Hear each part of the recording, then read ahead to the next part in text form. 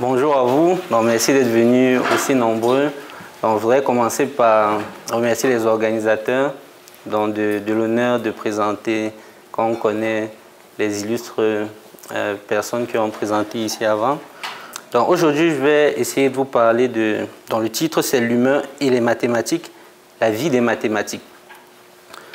Il se pourrait bien que l'angle que j'aborde dans cette présentation chamboule totalement la vision que vous avez des mathématiques. Mais c'est une bonne chose parce que je pense que c'est de ce type de vision qu'on a besoin.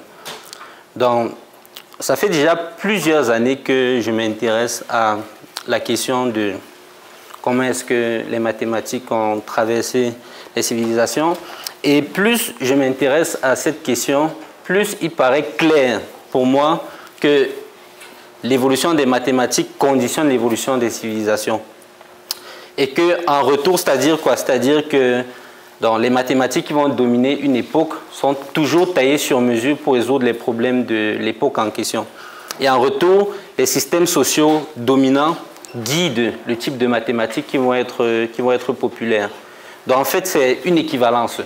Donc problème mathématique et puis partie civilisationnelle.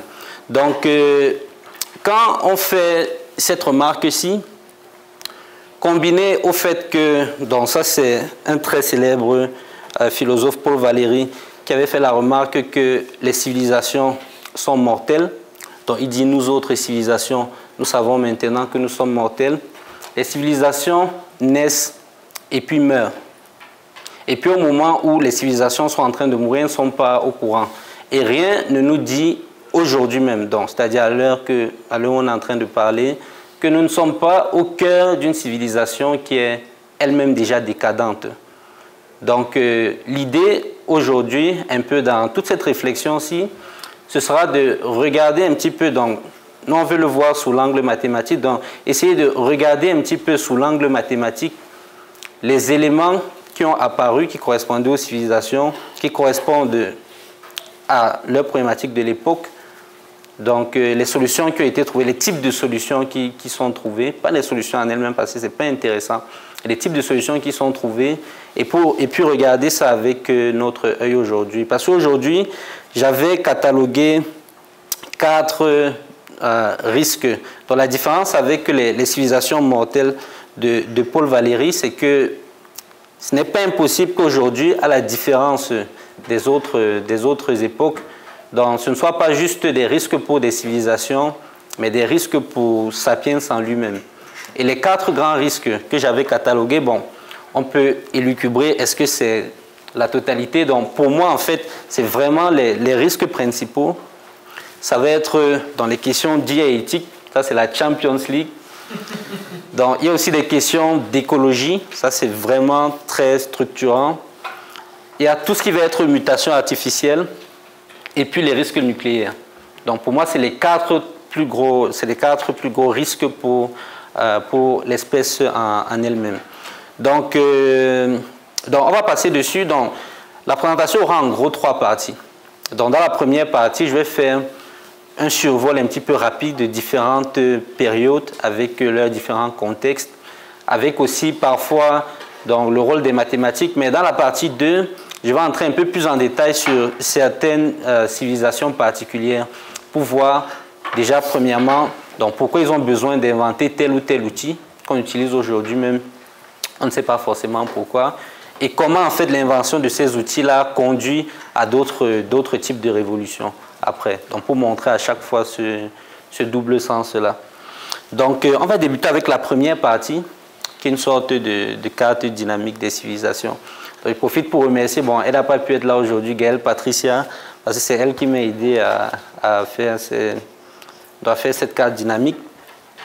Donc, pour se situer, globalement, on a Sapiens. Sapiens,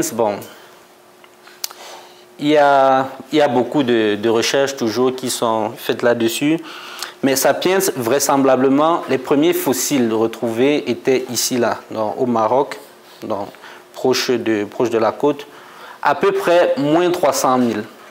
Maintenant, il y a plus ce qu'on appelle sapiens sapiens. Je ne sais pas si vous connaissez la différence. Donc, c'est toujours en fait des espèces de type hominidés. Mais nous, on correspond aujourd'hui plus à sapiens sapiens. Donc, ça, c'est moins 160 000 à peu près. Donc, quand on avance beaucoup plus, donc, il y a eu ce qu'on a appelé la révolution cognitive. Mais j'ai envie de vous présenter une ethnie particulière qu'on appelle les Walpiri. Les Walpiri, en Australie centrale. Donc, je vous présente en particulier ceci parce qu'ils n'ont pas, on n'a pas en fait retrouvé de traces d'un système mathématique. Donc, un système mathématique même assez rudimentaire, comme ce qu'on va voir après, système mathématique, parce que le contexte ne le demandait pas, en fait, en question. Donc, la première trace mathématique que l'on découvre, c'est cet artefact qu'on appelle l'os d'Ishango. Il a été découvert par un chercheur belge. Actuellement, ça c'est l'os d'Ishango au musée des sciences naturelles de Belgique à Bruxelles. Donc en fait, c'est quoi cet artefact-ci? Donc il a été retrouvé ici, donc quelque part ici au Congo. Donc c'est un os d'un animal sur lequel on retrouve des entailles. Quand on retrouve des entailles, en fait, dans les entailles ici, quand on regarde sur chaque côté, c'est le même nombre d'entailles. Donc quand on voit ça, donc l'hypothèse claire, c'est que quelqu'un est en train de compter. Parce que finalement, compter, c'est quoi? Donc, quand je dis par exemple que je veux compter le nombre de viennoiseries, par exemple, qu'il y a dans cette pièce, je vais prendre mes doigts, je vais faire 1, 2, 3, etc. Donc, compter, en fait, mathématiquement, c'est créer une bijection entre un ensemble de données, donc par exemple l'ensemble des viennoiseries, et un ensemble de références, qui va être mes doigts, par exemple. Ou bien à cette époque-là, ça pouvait être des cailloux, s'ils voulaient faire de l'élevage, des affaires comme ça. C'est le premier artefact, la première preuve trouvée de mathématiques. Mais jusque-là, on est toujours loin des notions de civilisation parce qu'ils évoluent en ethnie, ils évoluent en petits groupes. La toute première trace de civilisation, donc, bon, avant de parler de la toute première trace de civilisation, il faut parler d'une révolution qui était très importante dans la révolution agricole. Dans la révolution agricole arrive autour de moins 10 000. Donc, il faut se situer sur autour de moins 10 000. Et ça correspond à la fin d'une époque qu'on appelle le paléolithique et le début d'une époque qu'on appelle le néolithique. Et c'est à partir de là qu'on va commencer à observer justement ce phénomène de civilisation. Donc, la révolution agricole, elle s'est produite en même temps dans différentes zones, dans différentes régions. Et justement, au fur et à mesure, donc on va donc regarder la toute première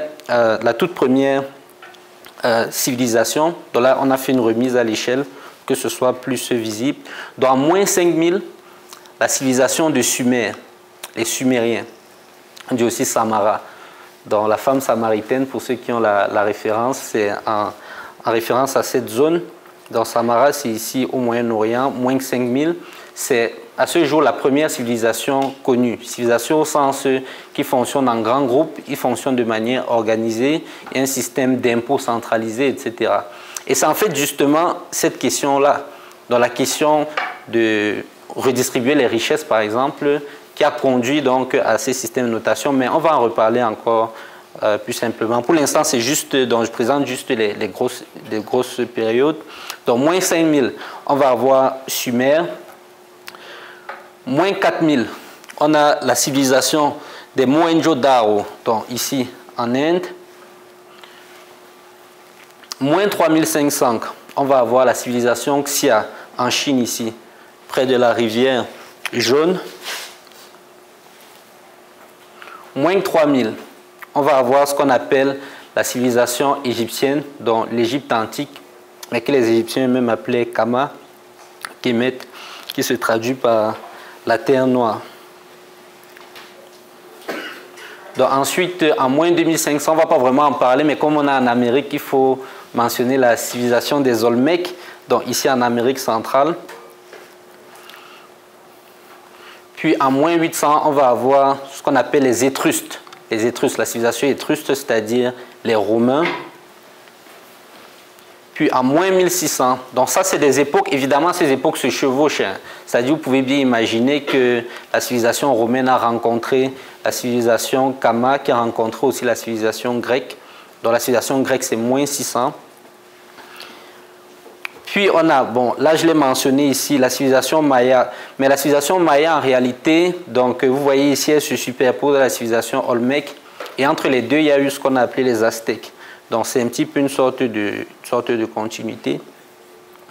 Et puis en 476, à peu près, on a la chute de l'Empire romain, qui correspond à, dans toute cette période-ci, de Kama jusqu'à la chute de l'Empire romain, c'est ce qu'on appelle l'Antiquité.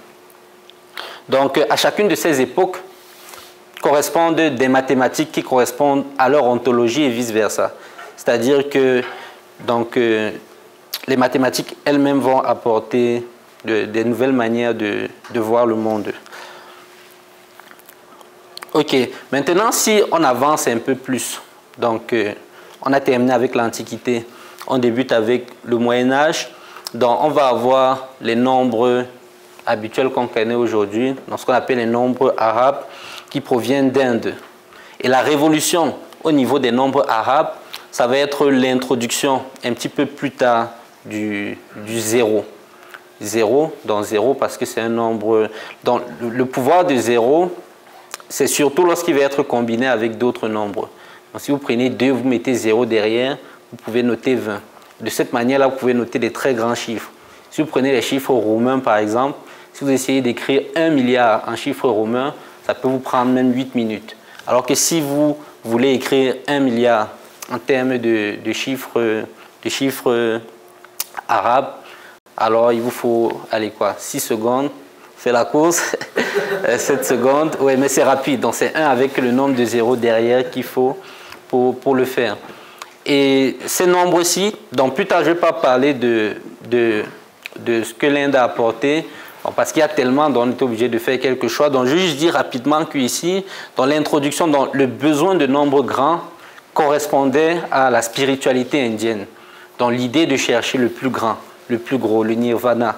Donc, ils ont construit des nombres tellement gigantesques que c'est difficile à s'imaginer. Et pour représenter ces nombres-là, il va falloir avoir entre ses mains un outil qui nous permet de représenter des nombres grands. Et après, ils sont arrivés en Irak, à Bagdad, qui était une très grande puissance dans le temps. Et ils ont offert comme présent les nombres qui sont répartis après dans le reste de la zone ici.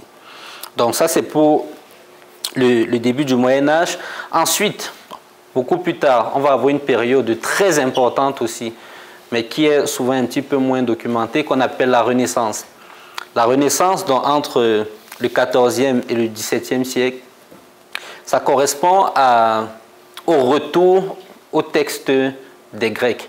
Donc il y a eu une grosse période ici, on va dire de disette, et ensuite il y a eu une sorte de désir de retour aux sources, de retour au texte, etc. Et ça s'est fait dans plusieurs zones. Donc c'était notamment en fait 5 pays qui étaient concernés. Vous avez l'Italie, la France, l'Angleterre, vous avez aussi l'Allemagne et puis les Pays-Bas. Donc, et puis juste après la Renaissance, dans la Renaissance on va encore en reparler. Donc on a le siècle des Lumières. Le siècle des Lumières qui vient aussi avec beaucoup, c'est juste après la Renaissance, on peut voir presque comme une conséquence directe en fait de la Renaissance, sauf que le contexte culturel et religieux était un petit peu différent avec la machine à vapeur. Donc c'est là qu'on a la révolution industrielle. Puis on va avoir l'ère de la modernité, donc après le siècle des Lumières, donc quand l'industrialisation va être systématisée, on va avoir beaucoup d'industries partout, on va avoir de grosses mécaniques, et puis on va avoir la mondialisation. Donc à partir de là, je ne vais plus parler de civilisation dans des îlots séparés, je vais considérer le tout comme un tout unifié. Dans le sens de l'histoire, d'après, il y a un philosophe, Heidegger, qui expliquait que le sens de l'histoire tend à l'uniformisation, et c'est ce qu'on peut voir justement là-dedans, et les mathématiques aussi ont joué un rôle. Et puis il y a dans notre ère contemporaine, avec toujours la mondialisation, mais dans un sens beaucoup plus, dont les pouvoirs de communication ont été décuplés grâce notamment à Internet. Donc ça, c'est pour faire un panorama rapide de quelques différentes époques pour situer un petit peu le discours dans le temps. Donc, maintenant, je veux parler des mathématiques avant la révolution industrielle. avant la révolution industrielle, mais plus dans l'Antiquité, parce que les mathématiques d'un peu avant, donc évidemment, plus on rentre dans le temps, plus c'est difficile de réussir à trouver des éléments, de compréhension du mode de fonctionnement dans le temps. Donc, je vais commencer avec la civilisation de Sumer. Donc ici, sur l'image de gauche ici, vous avez des jetons d'argile. Donc, les jetons d'argile, et puis ça, c'est aussi une tablette d'argile. Donc, les jetons d'argile, je vous ai dit que l'os d'Ishango, c'était des entailles. Les entailles, ça te permet de compter, mais ça ne te permet pas nécessairement de soustraire. Alors que quand tu fonctionnes avec des jetons, si par exemple, tu as des jetons qui correspondent à une certaine quantité, et que tu prêtes, par exemple, je ne sais pas, à ta belle-mère, tu lui prêtes deux voitures ou bien deux machines à laver, tu retires les machines à laver que tu as et tu connais le nombre de machines à laver qu'il te reste. Tu viens de créer l'arithmétique, en fait. Donc, les Sumériens avaient besoin de développer une arithmétique précise parce qu'ils travaillaient avec un système centralisé. Ils travaillent avec un système où il faut faire une redistribution des richesses. Donc, en fait, il faut savoir qu'il y a une limite théorique, c'est autour de 150 personnes, à partir duquel on peut fonctionner en tribu. Fonctionner en tribu signifie fonctionner en fait par le bouche à oreille, par le commérage. C'est-à-dire qu'il y a cet intermédiaire de confiance. Quand tu veux faire les échanges, c'est la confiance. Quand tu veux faire les échanges, tu as besoin d'avoir un intermédiaire de confiance. Donc, c'est beaucoup mieux si tu connais directement la personne. Mais si tu connais beaucoup de gens, il te faut une manière de centraliser. Il te faut une manière de répartir le travail et de répartir les ressources après. Donc, dans nos systèmes aujourd'hui, on le fait avec l'argent, parce que l'argent, c'est lui qui est l'intermédiaire de confiance. Parce que quand on y pense, pour quelle raison est-ce que je devrais être content quand j'effectue un travail, qu'on me donne une rémunération? Dans le temps, c'était même une rémunération qu'on touche. Aujourd'hui, c'est une rémunération qui est un chiffre dans un site internet, compte bancaire. Donc, pourquoi est-ce que je devrais faire confiance en ça? C'est parce que j'ai confiance au système. J'ai confiance au fait que si je travaille quelque part, je ne sais pas, conducteur de STM, si je travaille quelque part et que j'ai ce chiffre-là, alors avec ce chiffre-là, je vais pouvoir me trouver à manger, trouver à boire, acheter une PlayStation, etc. Et ça, c'est ce que d'autres personnes font. Et pour avoir un système centralisé comme celui-ci, il faut une méthode rigoureuse de calcul. Donc, ils avaient besoin du calcul. Et à partir de là, et si vous n'avez pas cette information aussi, ce que je m'apprête à dire dans quelques secondes peut vous choquer, c'est à partir de là qu'ils ont développé la comptabilité. Et ils ont développé la comptabilité qui va plus tard acheminer sur l'écriture. Donc, je suis en train de vous dire que l'écriture provient des mathématiques. C'est ce que je suis en train de vous dire. Donc, ça, c'est déjà un des premiers rapports historiques des mathématiques dans les civilisations, parce qu'à partir du moment où on a l'écriture, on a l'histoire. À partir du moment où on a l'histoire, on peut... Imaginez, vous finissez de démontrer le théorème de Rolle, vous utilisez le théorème de Rolle pour faire quelque chose, et puis après, bon, les autres générations, ils doivent avoir la même intuition pour démontrer le théorème de Rolle pour pouvoir l'utiliser. Lorsque vous avez l'écriture, c'est beaucoup plus puissant. Vous pouvez faire évoluer la civilisation. Vous découvrez quelque chose, vous le notez, et puis les autres civilisations peuvent le développer plus tard, etc., etc. Donc, ça, c'est le premier rapport. Donc, d'une part, la civilisation demande d'introduire les mathématiques, et d'autre part, les mathématiques, comme résultat, produisent l'écriture. Donc, ça, c'est la première chose. Ça, c'est Sumer, moins 4000. Donc, si on avance un peu, donc on part à Kama, moins 3000. Alors, Kama, dans l'Égypte antique, ce n'est pas l'Égypte d'aujourd'hui. Dans l'Égypte antique était constituée d'une partie qu'on appelle la Basse-Égypte et d'une partie qu'on appelle la Haute-Égypte. Et juste en bas, il y a une zone qu'on appelait la Nubie. Donc, l'Égypte antique, donc, il considérait le Nil c'est ce fleuve-ci qui traverse ce cours d'eau ici, il considérait le Nil comme une divinité. Donc, le Nil, lui, il apporte quoi? Il apporte l'agriculture. Parce que quand vous avez un cours d'eau qui est juste à côté, vous avez vos terres qui peuvent être irriguées, etc. Sauf qu'après, l'agriculture va venir avec d'autres problèmes qui vont être techniques. Donc, c'est-à-dire que vous voulez travailler, peut-être vous voulez cultiver une certaine terre, il faut que vous soyez capable de délimiter les terres. C'est là qu'on a besoin de la géométrie pour délimiter les terres. Et après, donc je n'ai pas voulu vous donner une image des pyramides, ça a déjà été vu et revu. Donc je vais juste vous montrer donc, quelques constructions architecturales qui étaient possibles à cette époque grâce à l'architecture. Et cette architecture, elle se trouve dans une zone qu'on appelle Dar-Tishit. Dar-Tishit, ce n'est pas en Égypte vraiment, c'est plutôt en Afrique de l'Ouest, mais ils avaient des correspondants avec les Égyptiens. Et non, regardez-moi cette construction, c'est magnifique. Donc, la différence avec ce que les Égyptiens faisaient, si vous remarquez bien dans cet édifice, vous avez des petits bouts de bois ici qui ressortent. Pour une raison ou une autre, quand les Égyptiens, eux, ils faisaient leur construction, eux, à la fin des échafaudages, ils retiraient les différentes planches. Mais pour une raison particulière, eux, ils laissaient cette planche ici qui donne un look et un style qui va être assez original. Donc, ça va être pour ce que donc, les mathématiques vont apporter, ce qu'elles vont devenir.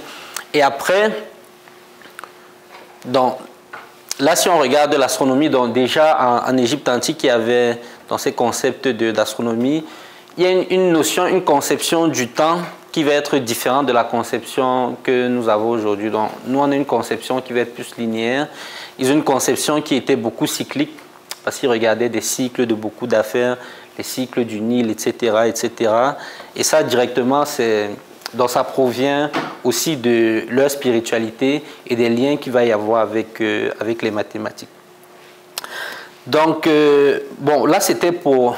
Bon, là, on fait quand même un assez gros bond.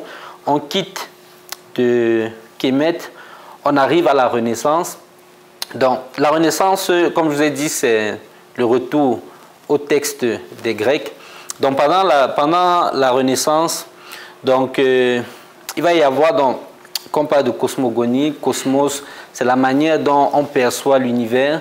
Il y avait une manière de percevoir l'univers qui était assez géocentrique dans le temps.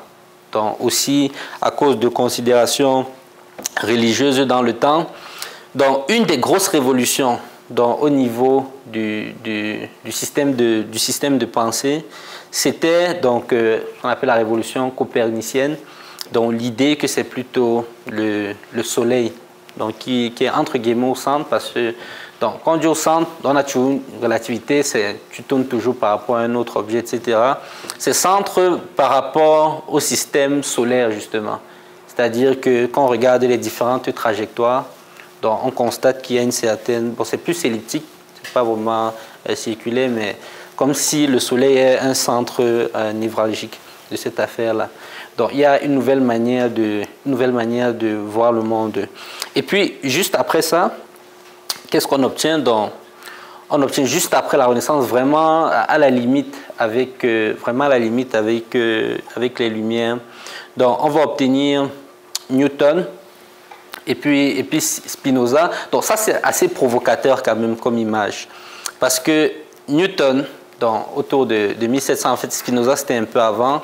Lui, il met la nature en équation, même si Newton lui-même, il se définissait plus, bon, pas plus, il a écrit des ouvrages en alchimie, parce que, donc, je n'en ai pas parlé, mais la Renaissance, c'est aussi une époque où il y a eu une recrudescence de l'alchimie. Donc, la différence avec l'époque d'après, c'est que dans la Renaissance, ils étaient beaucoup persécutés.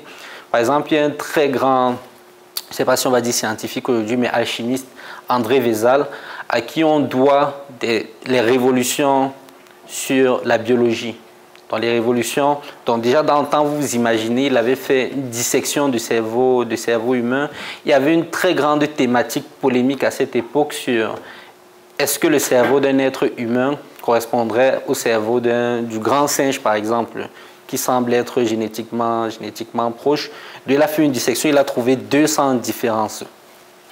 Donc, les alchimistes, c'était un groupe de personnes qui s'estimaient comme scientifiques d'une part, philosophes aussi, psychologues, et puis praticiens de beaucoup d'affaires. Donc, Newton, il s'identifiait assez, il écrit des ouvrages d'ailleurs, là-dessus. Mais par contre, Newton, il est connu aujourd'hui donc dans ce qu'on appelle la théorie newtonienne, donc sur les trajectoires des particules, des astres, etc. En fait, plus des corps massifs. Donc, ce qu'il fait, c'est qu'il met la nature en équation. Et en parallèle, vous avez Spinoza, donc philosophe, qui lui, il dit Deus sive natura, ce qui se traduit par Dieu, c'est-à-dire la nature. Donc, parce que pour lui, en fait, ces deux quantités se confondent. Et vous voyez que quand on met en fait ces deux phrases ici côte à côte, ça ne peut donner que le matérialisme, c'est-à-dire l'idée que tout ce qui va être important va être tangible et va être par la suite compréhensible par les mathématiques. Donc je les mets en équation et puis je peux comprendre le monde, je peux comprendre la nature, je peux résoudre tous mes problèmes en fait. Et c'est donc dans ça qu'on arrive au siècle des Lumières. Dans le siècle des Lumières, de l'éblouissement, le siècle des Diderot, il dit écrasons l'infâme. Donc, il voudrait mettre la connaissance pure au centre du projet civilisationnel. Donc, je vais commencer cette section sur le siècle des Lumières en parlant de trois économistes. Donc, vous avez Adam Smith, il a écrit un ouvrage de référence 1776 dans Recherche sur la richesse des nations, dans lequel il explique que, si vous avez déjà entendu ce concept de main invisible, la main invisible, c'est un petit peu la théorisation du libéralisme, dans l'idée de laisser le marché se réguler lui-même. Donc, c'était théorique pour l'instant, il était soutenu par David Ricardo, on appelait ce mouvement le mouvement des classiques. Et un peu plus tard, vous avez Léon Walras, pas lui seul, il fait partie d'un mouvement qu'on appelle les néoclassiques, qui en fait, eux, ils vont véritablement mettre en équation dans l'économie. Et ça, c'est déjà une première marque quand on regarde l'évolution, la puissance des mathématiques. On utilise les outils différentiels, d'analyse différentielle introduits par Newton pour résoudre des problèmes de physique. C'était vraiment ça à la base. Et on convertit ces outils-là pour résoudre des problèmes, cette fois-ci, d'économie. C'est vraiment les mêmes outils, c'est vraiment la même dérivée, c'est vraiment les mêmes signes d'intégration, etc. Et ça nous montre aussi un peu une idée de la flexibilité que peuvent avoir les mathématiques. Le même concept, c'est ça l'avantage d'avoir quelque chose qui est abstrait.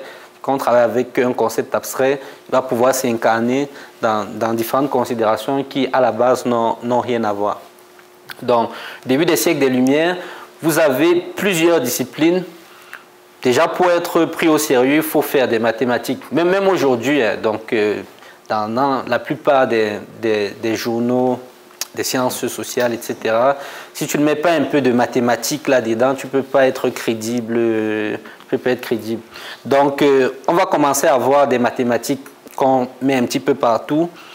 Donc, là, par exemple, vous avez donc, une puissance qui va être introduite par les statistiques. Donc, par exemple, vous avez une courbe de Gauss, vous avez le théorème central limite, de qui Francis Galton, dans un aussi de l'époque, bon, là c'est plus du 20e, qualifiera le théorème central limite de loi suprême de la déraison. Loi suprême de la déraison, parce que vous savez, le théorème central limite vous dit en gros que quand vous étudiez un certain phénomène, donc plus les observations du phénomène sont chaotiques, plus en fait l'approximation par la courbe de Gauss va être belle, quoi. La loi suprême de la déraison. Donc, il va y avoir ça, et plus on va utiliser les mathématiques un petit peu partout pour résoudre des problèmes d'ingénierie, pour résoudre différents types de problèmes, plus il va y avoir donc, une remise en question même des mathématiques, donc à quel point est-ce qu'on peut leur faire confiance en elles-mêmes, quoi. Donc, il va y avoir ce qu'on appelle une crise des fondements qui va être initiée par ce monsieur Bertrand Russell, avec le fameux paradoxe de Russell que je pense que vous connaissez, dans l'idée du barbier, dont on prend souvent le barbier. Voilà, si un barbier rase tous ceux qui ne se rasent pas, s'il se rase utile. Et en fait, historiquement, ça avait été introduit pour résoudre des problèmes des ensembles. Donc, je crois que c'est Frege qui avait défini une théorie des ensembles. Il s'est dit que non, ça c'est rigoureux, ça c'est terminé, voilà. On peut construire les mathématiques à partir de ça, on peut construire l'arithmétique à partir de ça, etc. Tout est propre, tout est bien défini. Et après, Russell lui sort un paradoxe, il dit, ok, tu prends l'ensemble de tous les ensembles, et puis à l'intérieur, tu considères le sous-ensemble formé des ensembles qui ne s'appartiennent pas à eux-mêmes. Et la question c'est, est-ce que cet ensemble-là s'appartient ou pas? Donc ça c'est un paradoxe, parce que s'il s'appartient, alors par définition il ne s'appartient pas, et s'il ne s'appartient pas, alors par définition il s'appartient. Ça veut dire qu'il y a quelque chose qui n'est pas très bien fondé là-dedans. Et après il va y avoir toute une discussion, et bon, la conclusion de cette discussion-là aujourd'hui, même si elle est toujours en suspense, c'est que les mathématiques qu'on utilise aujourd'hui sont basées sur un système d'axiomes, qu'on appelle les axiomes de Zermelo-Frankel. C'est 8 axiomes, ou 7, quelqu'un va me dire, ouais, c'est 8 ou 7. Et puis, il y a un axiome qui est un peu polémique qui est mis à côté, qu'on appelle l'axiome du choix. Mais indirectement, en fait, beaucoup de théorèmes qu'on utilise, sans le dire même, le théorème de Hahn-Banach par exemple, le théorème de Hahn-Banach qui est utilisé après pour résoudre des problèmes différentiels. Donc, aujourd'hui, quand vous prenez certains problèmes physiques qu'on modélise avec les équations, parfois on montre d'abord qu'il existe des solutions, et parfois il y a un Hahn-Banach qui est caché derrière, donc il y a un axiome du choix qui est caché derrière, et après on utilise ça pour faire des prévisions. Et pourtant, l'axiome du choix, on sait que lui, il est équivalent à certaines affaires qui sont considérées comme un petit peu bizarres quand même. Donc par exemple, vous avez le paradoxe de Tarski. Le paradoxe de Tarski qui vous dit en gros que si vous prenez une boule, vous retirez son centre, alors il existe une manière de la découper en 5 morceaux, de sorte à ce que vous pouvez les reconstituer et obtenir 2 boules identiques de même volume, quoi.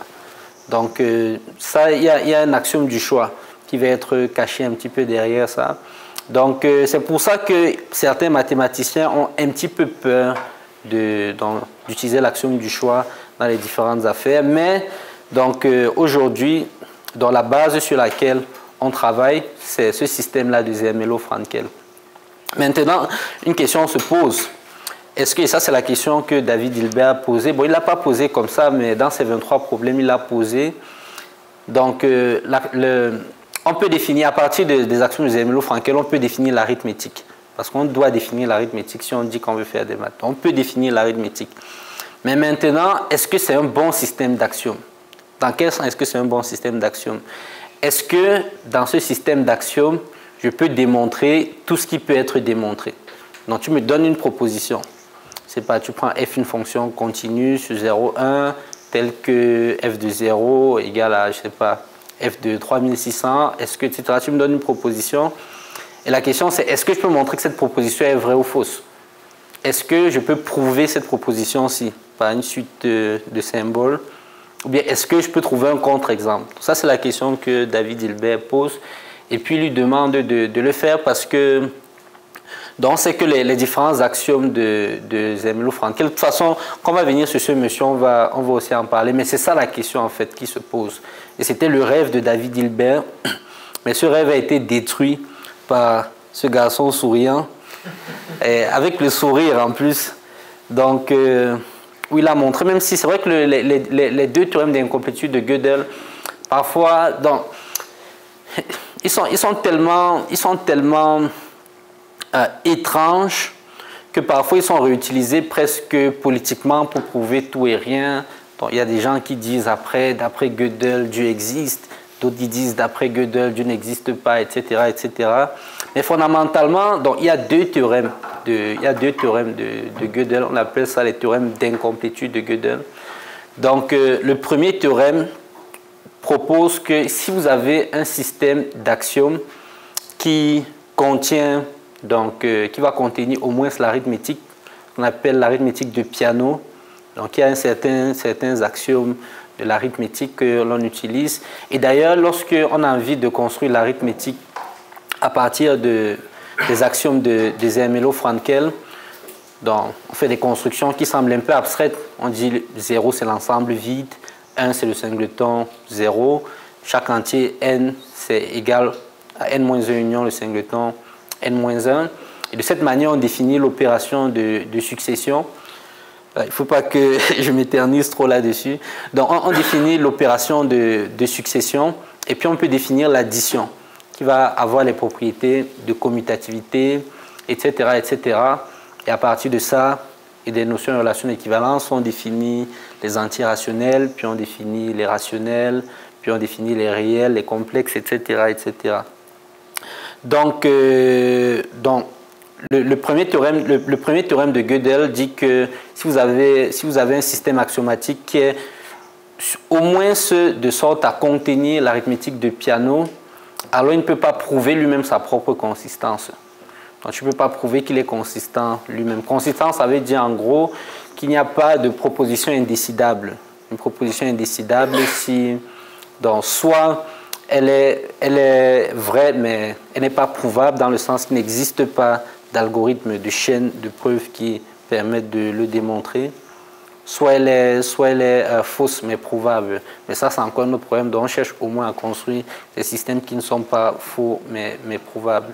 Donc on va avoir ça, on va avoir cette crise de fondement qui aussi correspond à cette époque, une époque de rigueur, une époque où on a des difficultés à conceptualiser de manière vraiment rigoureuse, de manière vraiment stricte, donc les différentes considérations. Et avec tout ça, on a eu une mise en garde d'un monsieur que je respecte beaucoup, énormément, René Guénon, dont il a écrit La crise des temps modernes. Il a parlé d'un concept mythique de René Guénon, c'est le règne de la quantité. Et René Guénon faisait la remarque que le désordre moderne a pris naissance en Occident. Ce désordre s'étend partout et semble gagner jusqu'à l'Orient. Donc, c'est-à-dire que l'idée que les différentes structures, dont je vous ai parlé par exemple de l'économie, des différentes disciplines, etc., après, elles vont être tellement performantes pour résoudre les différents problèmes qu'on va vouloir n'utiliser que ça comme une sorte de panacée, finalement. On va essayer de l'introduire dans tous les éléments possibles et imaginables. Et même quand vous regardez aujourd'hui, par exemple, regardez les marqueurs de réussite sociale, c'est quoi? Ça va être le nombre d'abonnés, par exemple, sur un média social. Ça va être peut-être la fortune. Ça va être des métriques en fait qui sont quantifiées, quoi. Et c'est un petit peu ça que René Guénon mettait en garde dans la crise des temps modernes. Et après, justement, on aura eu, bon, même s'il a vécu justement cette période-là, les deux grandes guerres. Et puis, après les deux grandes guerres, justement, parce qu'il faut en parler, il y a eu une très grosse problématique avec les deux plus grandes guerres. Einstein aussi, il a beaucoup regretté ce qui s'était passé à Fukushima. Et puis après, donc, si on veut toujours parler de comment l'évolution des mathématiques peut changer la vision du monde, il faut parler de la relativité. Il faut parler de la relativité.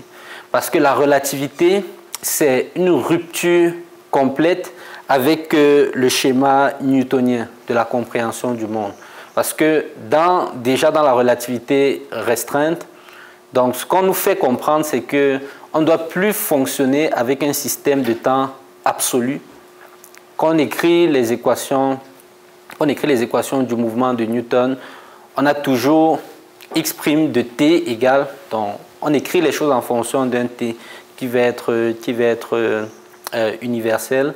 Mais là, déjà, dans la relativité restreinte, on nous fait comprendre que non, il faut travailler avec un temps indépendant. Donc, c'est-à-dire avec un système à 4 variables, à 4 dimensions. Et puis, c'est ça plus tard qui va amener sur la relativité générale, qui est une autre manière, en fait, de comprendre le monde. Ce n'est pas juste une progression mathématique, ce n'est pas juste une astuce comme ça. C'est juste vraiment l'invitation à ce que la manière dont on pense le monde est fausse. Donc, si on pense que le monde, il y a le temps qui passe et il y a l'espace, on est en train de se déplacer. Ce qui, malheureusement, même si on le sait, et ça, c'est point carré, c'est pour ça que je l'ai mis ici, ce n'est pas pour créer la controverse. Il y a une controverse sur la paternité de la relativité. est-ce que c'est Poincaré, est-ce que c'est Einstein, etc. Bon, Poincaré, moi, c'est un de mes héros personnels. On n'y touche pas. Et c'est lui, d'ailleurs, qui a utilisé pour la première fois, c'est vrai, ce mot relativité, mais la théorie de la relativité en elle-même a été développée par Albert Einstein. Donc, la relativité générale après qui vient, elle est possible, dans sa conceptualisation, n'est possible que parce que les mathématiques sont développées jusqu'à un certain point. Parce qu'il utilise le concept de géométrie riemannienne pour décrire le mouvement qu'il peut y avoir dans l'espace et l'interpréter en termes de contenu matériel et énergie. Dans l'équation d'Einstein, en fait, la grosse équation d'Einstein, c'est vraiment en fait l'égalisation entre tout ce qui est contenu matière, énergie et tout ce qui va être contenu géométrique. Donc c'est vraiment exactement ça. Et ça, c'est en fait une invitation à une autre manière de voir le monde. Et vous voyez que ici, et ça c'est Poincaré en fait qui faisait la remarque, même aujourd'hui en 2024, on n'est pas encore dans cette conception du temps. Regardez, on a des emplois du temps, etc. On a des horaires. Donc, on fonctionne dans le système mécanique là. On ne fonctionne pas dans le système où on a une notion du temps qui est variable, qui est une variable quasiment indépendante. Donc, quand on avance un petit peu plus, on a Claude Shannon. Donc là, je vais passer rapidement dans la théorie de l'information et la cryptographie. Donc, et après, j'ai parlé de la relativité, donc il faut que je parle aussi de son pendant, qui était vraiment les deux cadeaux que nous ont offerts le siècle passé, c'était la relativité et la physique quantique.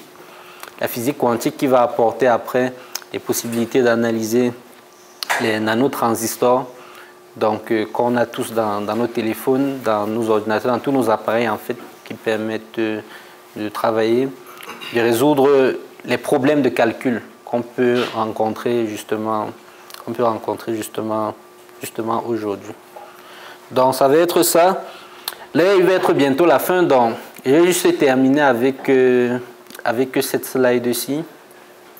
Donc, pour parler de notre époque aujourd'hui, parce que là, j'ai parlé des époques précédentes, ils avaient leurs difficultés. Donc, je rappelle que voici nos difficultés. Et moi non plus, je n'ai pas envie de présenter les mathématiques comme une panacée. Tout ce que je suggère, c'est qu'actuellement, les mathématiques peuvent être, et malheureusement, sont peut-être déjà un petit peu complices de justement ces quatre plus gros risques-là.